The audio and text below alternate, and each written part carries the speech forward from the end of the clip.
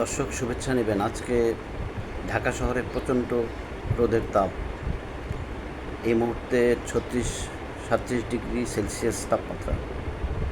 সবাই নিজেকে একটু ঘরের ভিতরে থাকার চেষ্টা করবেন, আর বাইরে ঘোরাফেরা করলেও ঠান্ডা পানি বা আখের রস, ভালো খাবার, ঠান্ডা জাতীয় খাবার খাবেন, নইলে জন্ডিস হওয়ার সম্ভাবনা আছে। আমাদের দেশে এই ধরনের তাপমাত্রা, এত অতি তাপমাত্রা হয়নি। তাছাড়া এবার বৃষ্টি কম, গাছে ফলের সংখ্যাও কম। সবাই সাবধানে থাকবেন। সবার জন্য দোয়া রইল, শুভকামনা।